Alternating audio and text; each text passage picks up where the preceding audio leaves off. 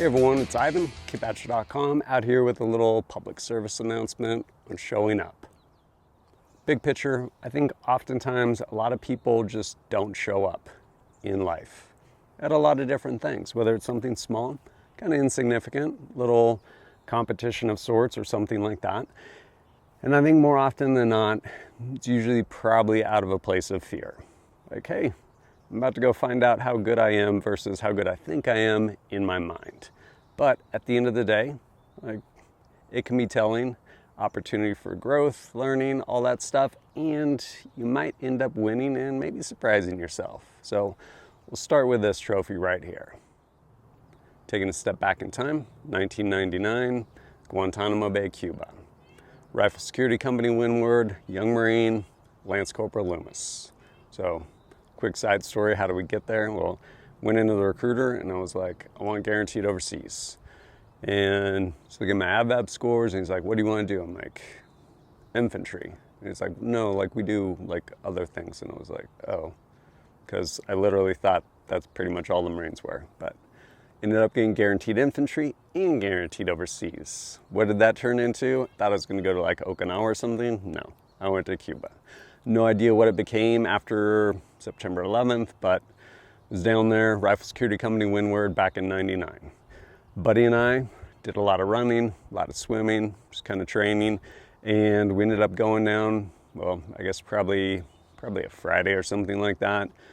Got off work, probably ran, swam, did something, and then pounded like probably a pizza each and like a half-gallon of ice cream, and then we're like, hey, there's a race going on tomorrow, like, what should we do? There's nothing to do down there, so we did a lot of running and swimming, so we're like, we may as well go down and sign up for it. So that next morning, went down, signed up for the race. They had down there a annual half marathon, and like I said, we're like, sure, why not? And so started the race. My buddy, he ended up falling back pretty early on. I don't think that pizza and ice cream sat well with him. He ended up getting like a bad stitch and fell back. For my own part, kept running. Eventually there were kind of less people, and then eventually I was kind of out there by myself. And you essentially ran kind of up and over this pass and then ended down at the beach, south facing, I guess, Guantanamo Bay. And yeah, ended up coming in first. The second person came in second. Behind me was at least a minute behind me. Time, I don't remember what it was. I could probably figure it out. Basically mathed out to 13.1 miles at just under 7-minute miles, and got a sweet trophy for it. And again, it was one of those where like we were literally sitting around bored, and it was like, oh, like why not go do this? Because again, there's nothing to do there. And pretty sure it's the furthest I've ever ran. Well, actually, yeah, ever ran to date. Most certainly was the furthest I'd ran to date at that point. And it was cool. Ended up winning. Granted, there wasn't a bunch of people that travel around looking to win half marathons. Pretty small group of people there, but it was really cool and an awesome experience. And with that, I was like, cool, I got a sweet little trophy.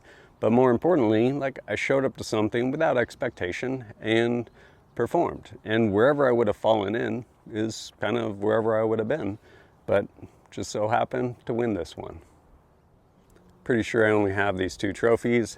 This one, probably my favorite because it best illustrates the idea of just showing up. When I was actually down there in Guantanamo Bay, my mom sent me, I don't remember what magazine it was, but it had an article in it about the Baja 2000.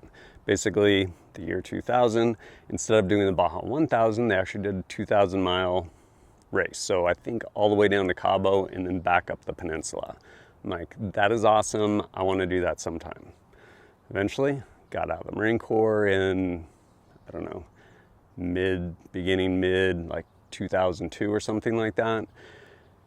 Traveled around Europe for a while, came back, went to junior college because I didn't want a job, and was like, I think I'm gonna race in the Baja 1000. And I ended up getting a vehicle, made a whole little documentary about that first race. Pretty awesome. Basically raced in a Toyota Tercel wagon, no big deal. And it was a rad experience. Did not complete the race, but it was really cool. And I now had like a little race car, so I'm like, let's race some more. The first time I raced the Baja 1000 was basically in 2022. That, I think it's in November or something like that. But since I now had my race car, I'm like, let's keep racing. So I ended up racing in the Laughlin Desert Challenge. That race ended with me going off this jump, cleared at, I want to say like 43 feet or something like that, as far as left the jump till I landed in a Toyota Tercel wagon, bounced like all four wheels up off the ground, ended up rolling it in the next turn, and that ended the race.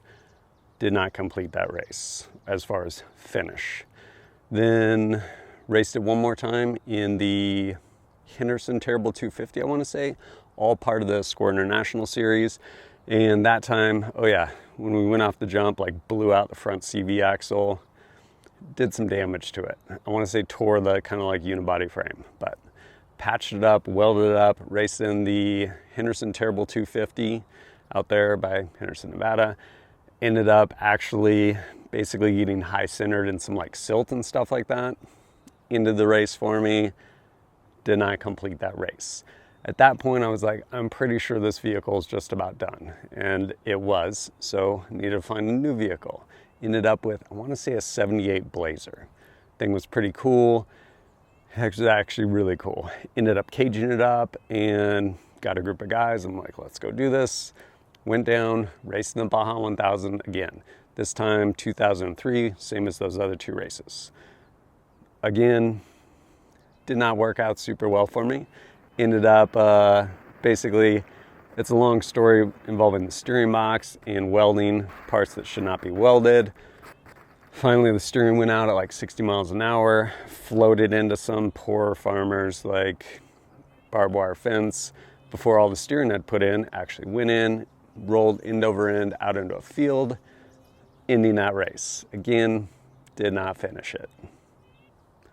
But I ended up racing 3 races that year, 2003. So you get starting points and you get finishing points. So Laughlin Desert Challenge, the Henderson Terrible 250, Baja 1000, and obviously you get more finishing points than starting points, but I was racing in the sportsman truck class, which is kind of like run what you brought. And really you just have to pass technical inspection. Like, does your roll cage actually work? 5-point harness, fuel cell, everything like that.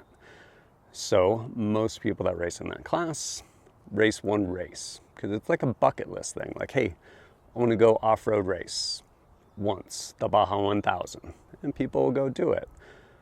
So at the end of the year, tally up all those points. I had more points than anyone else in the sportsman truck class just because of my starting points, even though other people actually finished races. Ipso facto, got an invitation to the awards ceremony in Las Vegas, Nevada. Walked up there on stage, picked up my trophy, which was just as big as every other first place trophy for Class 1, buggies, trophy trucks, whatever. Sportsman Truck Driver of the Year 2003. Granted, there were some bigger trophies for like the overall winners, but each individual category, trophy truck, motorcycle, whatever, this was it. Mine was just as big as theirs. Literally won by default. And it's awesome.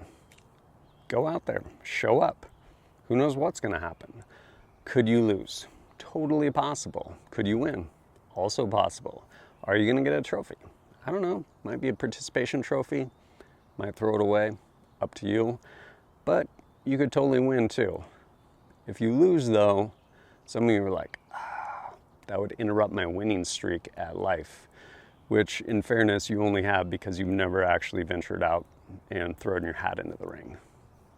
I don't know if that's how you want to live. Go out there, see what happens, man. You might win, you might not. And at the end of it though, you'll probably end up just having a really cool experience, meeting people maybe you otherwise would have not met. And yeah, living life, man, at the end of the day. But you do you. And as always, thanks for joining us at kitbadger.com. Look forward to seeing you next time. Get to the chopper.